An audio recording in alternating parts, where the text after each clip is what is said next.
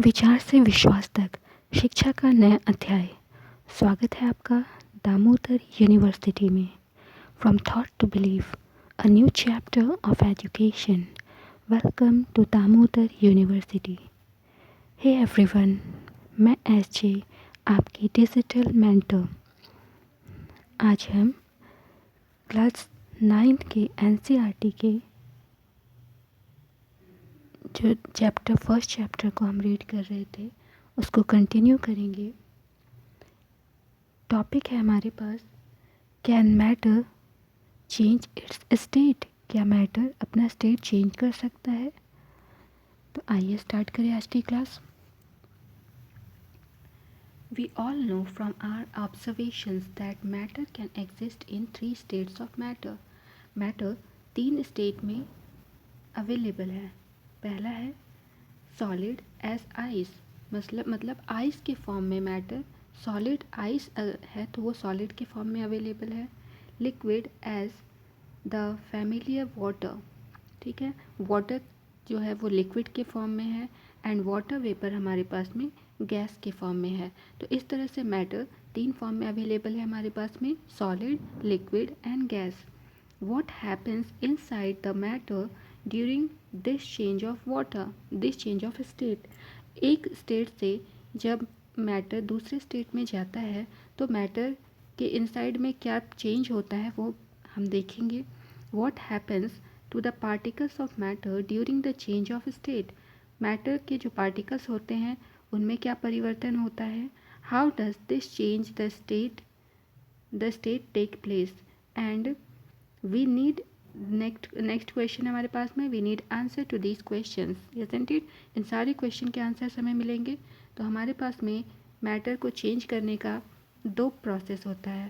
पहला, effect of change of temperature. अगर हम लोग टेम्परेचर को चेंज करेंगे तो मैटर में क्या चेंज होगा वो हम देखेंगे। इसके लिए एक एक्टिविटी दी है, एक्टिविटी को परफॉर्म करना है हमें। एक्टिविटी में है, take about 150 gram of ice in a beaker and suspend a laboratory thermometer so that the bulb in it content in so that the bulb is in contact with the ice as shown in figure। ये diagram है। Diagram में हमारे पास में एक beaker है। Beaker में हमने आइस लिया हुआ है एंड बीकर में हमने थर्मोमीटर को डिप करके रखा है। साथ में एक ग्लास स्टीरर लिया है। इसका यूज़ हम लोग जब ये बर्फ़ पिघलेगा तो इसको स्टीर करने में, चलाने में इसको यूज़ करेंगे। तो देखते हैं इस एक्सपेरिमेंट में क्या किया गया है। Start heating the beaker. Beaker को हम हीट करना स्टार्ट करेंगे लो फ्लेम पर। Note the temperature when the ice start melting. जब आइस मेल्ट करना स्टार्ट करता है तो हमें टेम्परेचर नोट करना है। Note the temperature when all the ice has converted into water. जब आइस वाटर में कन्वर्ट हो जाता है तो हमें टेम्परेचर नोट करना है। तो क्या हुआ, आपने नोट कर लिया? तो यस मैम, मैंने नोट कर लिया। Record your observations for this conversion of solid to liquid state. ये सारे रिकॉर्ड, सारे जो ऑब्जर्वेशन है उनको रिकॉर्ड करना है। Now put a glass rod in the beaker and heat while stirring till the water starts boiling. Then water, जो glass rod हमने डिप किया था उससे स्टीर करना है वाटर को। Keep a careful eye on the thermometer reading till most of the water has vaporised. आपको ध्यान रखना है जब तक कि most of the water vaporise ना हो जाए। Record your observations for the conversion of water in the liquid state to the gaseous state. तो आपने जो ऑब्जर्वेशंस किया है उसका रिकॉर्ड बनाना है। तो देखते हैं क्या होगा। On increasing the temperature of liquids the kinetic energy of the particle increases. जैसे जैसे लिक्विड का टेम्परेचर इंक्रीज करता है, सॉलिड था हमारे पास में आइस, तो सॉलिड को हमने हीट किया तो सॉलिड का टेम्परेचर जैसे जैसे इंक्रीज़ किया तो क्या हुआ, सॉलिड के जो पार्टिकल्स थे उनके बीच में जो काइनेटिक एनर्जी थी वो काइनेटिक एनर्जी भी इंक्रीज़ होने लगी। Due to the increase in kinetic energy the particles starts vibrating with greater speed. जैसे ही काइनेटिक एनर्जी इंक्रीज़ हुआ तो पार्टिकल्स के बीच में जो हमारे पास में आइस था, सॉलिड था, उनके बीच जो पार्टिकल्स थे वो पार्टिकल्स काफ़ी तेज़ी से वाइब्रेट करने लगे। The energy supplied by the heat overcomes the force of attraction between the particles. Continuously हम फिर से हीट सप्लाई करते जा रहे थे, तो एक टाइम आया कि जो हमने हीट सप्लाई किया तो उनके बीच जो पार्टिकल्स थे उनके बीच जो फोर्स था पार्टिकल्स के बीच में, वो फोर्स को ओवरकम कर जाएगा, फोर्स ऑफ अट्रैक्शन को ओवरकम कर जाएगा। The particle leave their fixed position and start moving freely. जैसे ही ओवरकम करेगा फोर्स ऑफ अट्रैक्शन को, तो उस केस में क्या होगा, जो पार्टिकल थे वे अपना फिक्स्ड पोजीशन को छोड़ देंगे और फ्रीली मूव करना स्टार्ट कर देंगे। अ stage is reached when the solid melts and is converted to a liquid। एक ऐसा स्टेज आएगा जबकि पूरा का पूरा सॉलिड लिक्विड में कन्वर्ट हो जाएगा। The minimum temperature at which a solid melts to become a liquid at the atmospheric pressure is called melting point। Melting point क्या होता है, वो मिनिमम टेम्परेचर जिस पे कोई सॉलिड मेल्ट होकर के लिक्विड फॉर्म में आ जाता है। मेल्टिंग पॉइंट एक इंडिकेशन होता है कि कोई पार्टिकल हमारे पास में जो है वो कितना स्ट्रांग है। अगर मेल्टिंग पॉइंट किसी पार्टिकल की ज़्यादा होगी तो वो पार्टिकल ज़्यादा स्ट्रांग होगा, उन पार्टिकल के बीच में तो जो फोर्स ऑफ अट्रैक्शन है वो काफ़ी ज़्यादा होगा। वही लिखा हुआ है यहाँ पर, the melting point of a solid is an indication of the strength of the force of attraction between the particles. The melting point of ice is 273.15 kelvin. Ice का मेल्टिंग पॉइंट 273.15 केल्विन होता है। The process of melting that is change of solid state into liquid state is known as fusion. तो fusion क्या होता है, the process of melting change of solid जब liquid में change हो जाता है तो ये प्रोसेस सॉलिड से लिक्विड में आने का जो प्रोसेस होता है उसे हम फ्यूजन के नाम से जानते हैं। When a solid melts its temperature remains the same. जब कोई सॉलिड मेल्ट होता है तो उसका टेम्परेचर हमेशा सेम रहता है। So where does the heat go. तो जब हम तो कंटिन्यूसली हीट सप्लाई कर रहे थे, तो अब क्वेश्चन हमारे पास में होता है कि हीट तो हमने सप्लाई किया पर वो हीट गया कहाँ। अगर टेम्परेचर इंक्रीज नहीं हो रहा है तो वो हीट गया कहाँ। You must have observed during the experiment of melting that that the temperature of the system does not change after the melting point is reached till all the ice melts। जब हमने ये experiment किया था तो इस experiment में हमने देखा कि जब हम लोग टेम्परेचर इंक्रीज़ कर रहे थे, जब हम लोग कंटिन्यूसली हीट सप्लाई कर रहे थे आइस में, तो उस जब हम लोग हीट सप्लाई किए तो उसका जो टेम्परेचर था उस सिस्टम का वो चेंज नहीं हो रहा था। कब तक चेंज नहीं हुआ, जब तक कि पूरा का पूरा आइस मेल्ट नहीं हो गया। जैसे ही मेल्ट कर गया था आइस, उसके बाद में टेम्परेचर इंक्रीज़ हो गया था। This happens even though when we continue to heat the beaker, that is we continue to supply heat। वही चीज़ लिखा हुआ है, कंटिन्यूसली हम लोग हीट सप्लाई कर रहे थे लेकिन उसका हीट नहीं बढ़ रहा था। that this heat gets used up in changing up the state by converting the force of attraction between the particles। तो वहाँ पर टेम्परेचर इंक्रीज करने के बाद में भी जो हमारे पास में आइस था उस पूरा का पूरा सिस्टम में उसका टेम्परेचर नहीं इंक्रीज़ हुआ। हीट हम लोग सप्लाई कर रहे थे बट उसका टेम्परेचर इंक्रीज़ नहीं कर रहा था। वो टेम्परेचर गया कहाँ, वो टेम्परेचर कहाँ यूज़ हुआ था, जो हमारा सॉलिड था, बर्फ़ हमने लिया था, आइस लिया था, आइस के पार्टिकल्स के बीच में जो फोर्स ऑफ अट्रैक्शन था उस फोर्स ऑफ अट्रैक्शन से ओवरकम करने में वो उस हीट का यूज़ हुआ था। As this heat energy is absorbed by ice without showing any rise in temperature, it is considered that it gets hidden into the content of the beaker and is known as latent heat।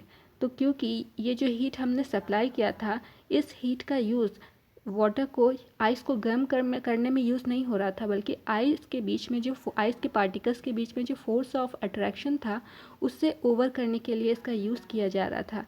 इसलिए यहाँ पर जो heat supply हमने किया था वो heat कौन सा हीट कहलाता है, लैटेंट हीट के नाम से जाना जाता है। The word latent means hidden. Latent word का मतलब होता है हिडन यानी कि छिपा हुआ। The amount of heat energy that is required to change 1 kilogram of solid into liquid at atmospheric pressure at its melting point is known as the latent heat of fusion। Latent heat हमारे पास दो तरह का होता है, एक होता है latent heat of fusion और दूसरा होता है लैटेंट हीट ऑफ वेपराइजेशन। तो लैटेंट हीट ऑफ फ्यूज़न के किसे कहते हैं? The amount of heat energy required to change 1 kilogram solid को हम लोग उसके स्टेट को चेंज करने के लिए जो हीट एनर्जी रिक्वायर होती है वो एनर्जी हमारी कहलाती है latent heat of fusion. Fusion मतलब उसको एक स्टेट से दूसरे स्टेट में हम चेंज कर रहे हैं। So particles in water at 0 degree Celsius have more energy as compare to particles of ice at the same temperature. तो सेम टेम्परेचर पे हमारे पास अगर वाटर है 0 डिग्री सेल्सियस पे तो वाटर की एनर्जी ज़्यादा होगी एज़ कम्पेयर टू आइस, क्योंकि वाटर के पास में हमारे पास में दो तरह की एनर्जी है। एक तो लैटेंट हीट एनर्जी के वाटर के पास में हमारे पास में लैटेंट हीट भी ऐड हो जाता है, इसीलिए वाटर की एनर्जी ज़्यादा होगी। वाटर का जो यहाँ पर फ्रीजिंग पॉइंट है वो 0 डिग्री सेल्सियस है और इसको कैल्विन में 273 कैल्विन लिखते हैं। When we supply heat energy to water particles start moving even faster. जैसे ही हम लोग हीट एनर्जी वाटर को सप्लाई करते हैं तो वाटर जो है वाटर के बीच में जो काइनेटिक एनर्जी है वो बढ़ जाती है और इसलिए क्या होता है जो पार्टिकल्स होते हैं वो तेज़ी से मूव करने लगते हैं। At a certain temperature a point is reached when the particles have enough energy to break free from the force of attraction of each other. उसके बाद एक ऐसा स्टेट आएगा, कंटिन्यूसली आप जब हीट सप्लाई करोगे तो एक ऐसा स्टेट आएगा जबकि उन पार्टिकल्स के बीच में वाटर के पार्टिकल्स थे उनके बीच में जो फोर्स ऑफ अट्रैक्शन था वो उससे ओवरकम कर जाते हैं और जो पार्टिकल्स थे वो रैंडमली मूव करने लग जाते हैं। At this temperature the liquid starts changing into gas. इस टेम्परेचर पर लिक्विड गैस में बदलने लगता है। The temperature at which a liquid starts boiling at the atmospheric pressure is known as its boiling point. Then boiling point क्या होता है? वो टेम्परेचर जिस पे कि लिक्विड बॉयल करना एटमॉस्फेरिक प्रेशर पर बॉयल करना स्टार्ट करते हैं उसको हम लोग बॉइलिंग पॉइंट कहते हैं। Boiling is a bulk phenomena, मतलब बॉइलिंग एक बल्क फिनोमेना होता है। मतलब बॉइलिंग क्या होता है? पूरे का पूरा जो हमारे पास में जितना पार्टिकल है पूरे पार्टिकल पर अप्लाई होता है। Particles from the bulk of the liquid gain enough energy to change into vapour state. मतलब पूरे के पूरे पार्टिकल पर एनर्जी सप्लाई होती है और पूरा पार्टिकल जो है वेपर स्टेट में चेंज होने के लिए रेडी हो जाता है। For water this temperature is 373 kelvin. Water के लिए ये जो टेम्परेचर हमारा कितना है 373 कैल्विन। यहाँ पर हमारे पास में इसका जो इवापोरेट होता है वाटर कितना डिग्री टेम्परेचर पर इवापोरेट होता है? 100 डिग्री सेल्सियस पर इवापोरेट होता है। तो इसमें जब हम 273 ऐड करेंगे तो हमारा हो जाएगा ये 373 kelvin. Can you define the latent heat of vaporisation? क्या यहाँ से आप लैटेंट हीट ऑफ वेपोराइजेशन बता सकते हो? लैटेंट हीट ऑफ फ्यूज़न हम ऑलरेडी पढ़ चुके हैं। फ्यूज़न में क्या हो रहा था कि 1 kg वाटर को हम लोग जब 1 kg सॉलिड के ऊपर में जब हम लोग हीट एनर्जी सप्लाई कर रहे थे तो उसको मेल्ट होने में जो हीट लगी उसको हम लोग लैटेंट हीट ऑफ फ्यूज़न कह रहे थे। उसी तरह से 1 kg यहाँ पर सॉलिड नहीं होकर के 1 kg लिक्विड के ऊपर जब हम लोग हीट सप्लाई करेंगे तो वो लिक्विड हमारा लिक्विड स्टेट से चेंज होकर के किस में आ जाएगा? वेपर स्टेट में आ जाएगा। तो हम लोग इसको बोलेंगे latent heat of vaporisation. Do it in the same way as we have defined the latent heat of fusion. ये तो हमने डिफाइन कर लिया। Particles in steam that is water vapor at 373 Kelvin have more energy than water at the same temperature। Same temperature पर अगर आपके पास में steam है और वाटर है और गलती से आप बर्न कर गए, आपका हाथ जल गया, हाथ पर जल गया किसी भी वजह से, तो क्या होगा? किससे ज़्यादा बर्न होगा आपके हाथ में? गैस से ज़्यादा बर्निंग होगी। क्यों? क्योंकि गैस में जो है गैस स्टेट में आपके पास में लैटेंट हीट भी अवेलेबल होता है, इसलिए उसके पास में ज़्यादा एनर्जी होता है, इसलिए बर्निंग कैपेसिटी उसकी ज़्यादा है। This is because particles in steam have absorbed extra energy in the form of latent heat of vaporisation. यही लिखा हुआ है। ऐसा इसलिए होता है क्योंकि वाटर के जो स्टीम के जो पार्टिकल्स होते हैं उनके पास में एक्स्ट्रा एनर्जी होती है, किस फॉर्म में? लैटेंट हीट ऑफ वेपोराइजेशन की फॉर्म में. So we infer that the state of matter can be changed into another state by changing the temperature. तो यहाँ से हमें पता चला कि मैटर एक स्टेट से दूसरे स्टेट में चेंज होगा. कैसे चेंज कर सकते हैं एक स्टेट से दूसरे स्टेट में? उसका टेम्परेचर को इंक्रीज करके हम लोग एक स्टेट से दूसरे स्टेट में चेंज कर सकते हैं.